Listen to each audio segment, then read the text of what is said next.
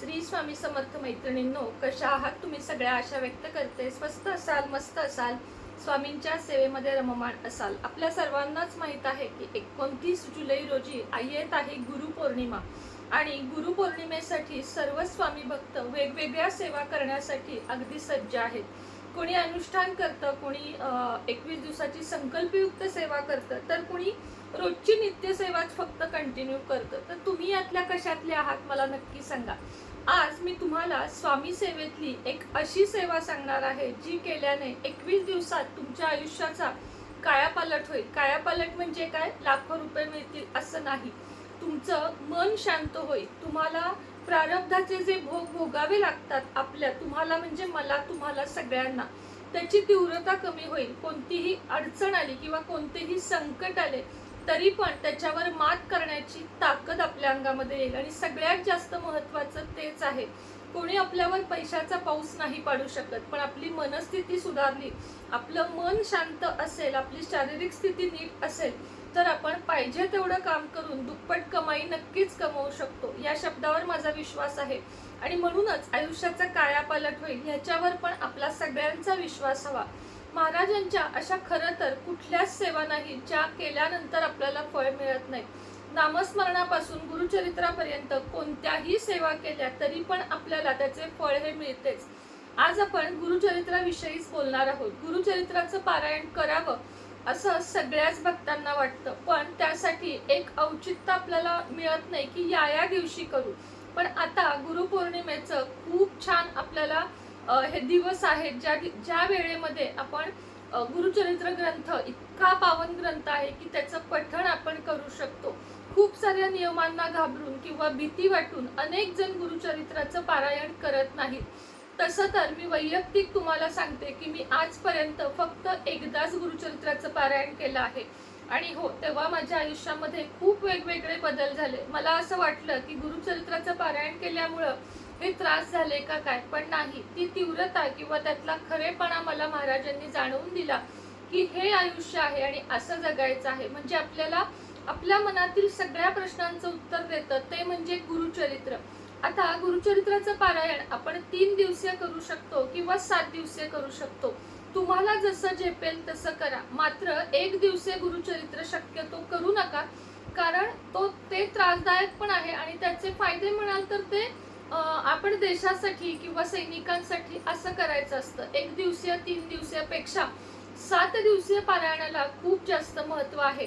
कसं करायचं, कोणतं करायचं हे मी तुम्हाला सांगते. गुरुचरित्राचा मूळ ग्रंथ घेऊन केलं तरीही चालेल किंवा गुरुचरित्रातला केंद्रातला ग्रंथ घेऊन केलं तरीही चालेल.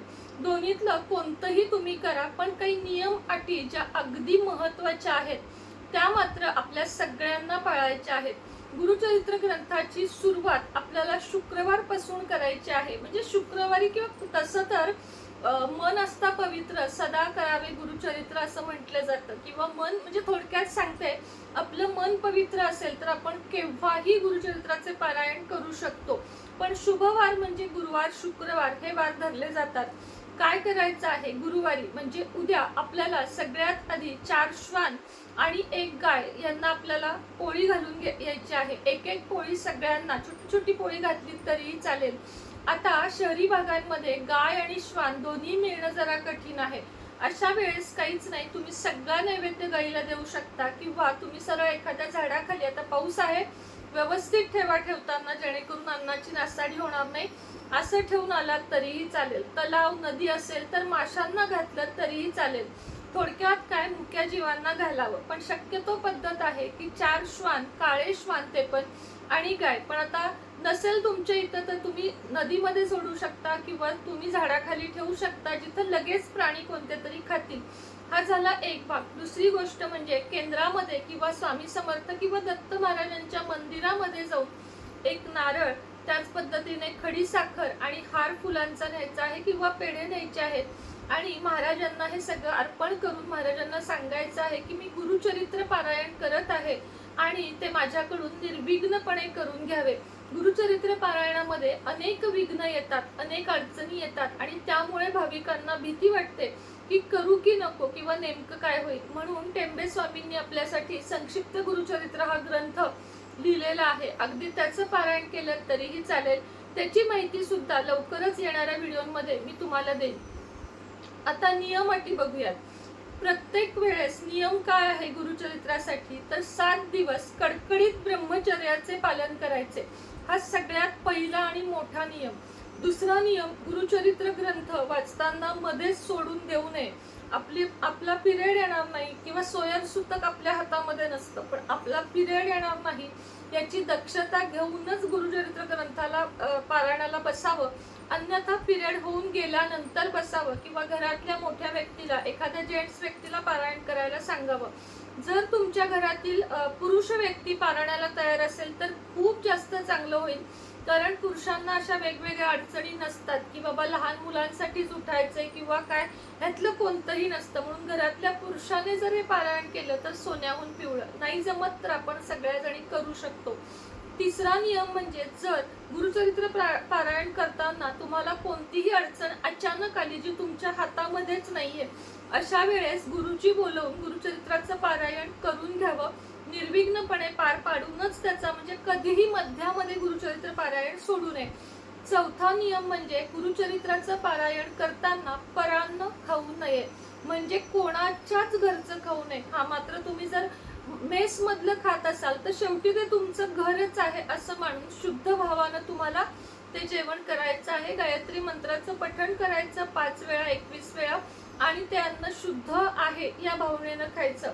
पुढची गोष्ट, मांसाहार करायचा नाही म्हणजे नाही. काहीही होऊ दे, घरात पण नाही आणि तुम्ही पण नाही. अगदी एक म्हणजे अंड सुद्धा नाही म्हणजे नाही.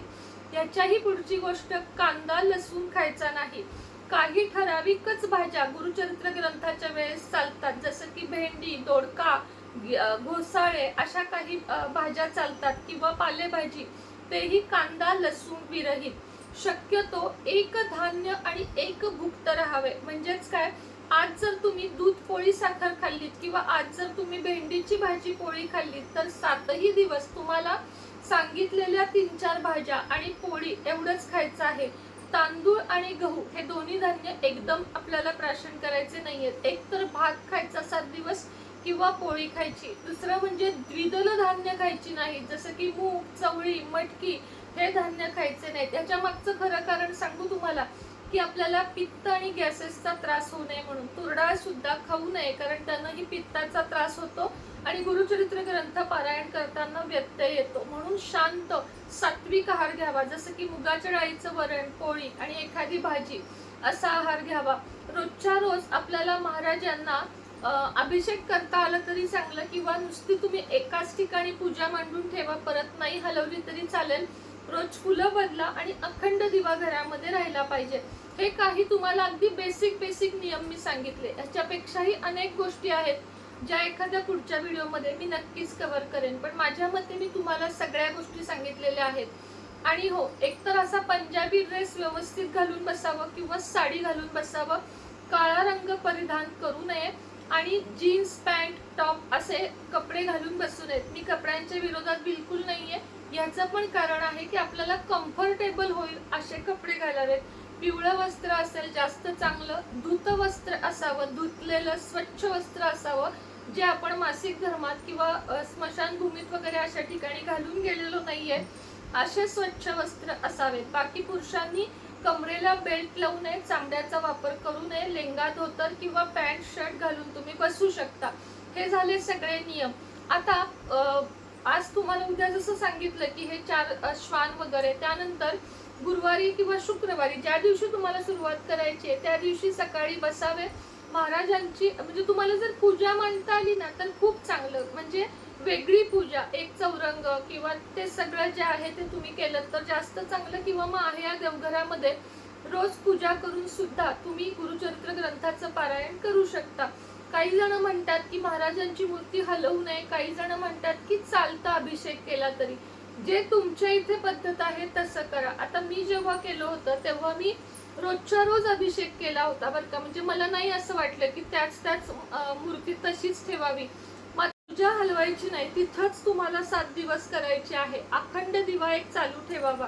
शक्यतो तशीच पूजा ठेवा, म्हणजे तुम्हाला पुन्हा पुन्हा हे प्रश्न पडणार नाहीत. फुलं बदलायची आहेत, रोज वेगळा नैवेद्य दाखवायचा आहे. आपण जे जेवणार आहोत त्याचाच नैवेद्य महाराजांना दाखवायचा आहे. त्यामध्ये कांदा लसूण नसावं, सात्विक आहार, जे धान्य सांगितलं ते.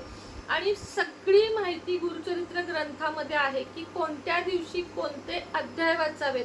त्याप्रमाणे गुरुचरित्र ग्रंथाचं पारायण करायचं आहे.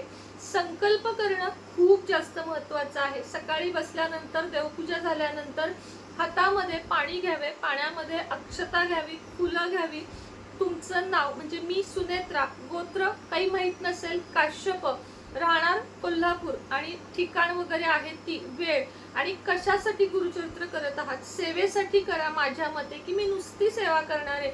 मला सांगा, प्रत्येक परमेश्वराला माहिती आहे की भक्ताला माझ्या काय पाहिजे, त्यामुळे सेवा म्हणून करा. लक्षात ठेवा, एकदा संकल्प केलात की सेवा करायची म्हणजे करायची.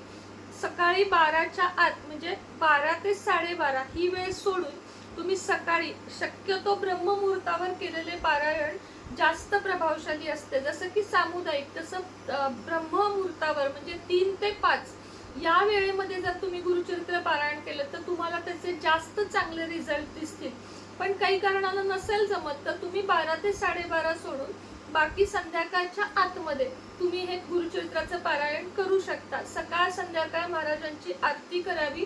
गुरुचरित्र पारायण करण्याच्या आधी एक माळ स्वामी समर्थांची करावी, स्वामी स्तवन वाचावे, तारक मंत्र वाचावा, तुपाचा दिवा समई आणि त्यानंतर उदबत्ती हे लावून घ्यावं आणि पिवळे फूल व्हावे. गुरुचरित्र ग्रंथाची पूजा करावी आणि ग्रंथ कधीही उघडा ठेवू नये, व्यवस्थित कपड्यामध्ये गुंडाळावा आणि त्याला फूल व्हावे, चंदन जे काही तुम्ही वाहता ते व्हावे. ग्रंथालाही रोजच्या रोज नमस्कार करावा, नैवेद्य दाखवावा आणि या पावन ग्रंथाचं पारायण करावं. माझ्या मते मी जेवढी गरजेची आहे तेवढी माहिती दिलेली आहे.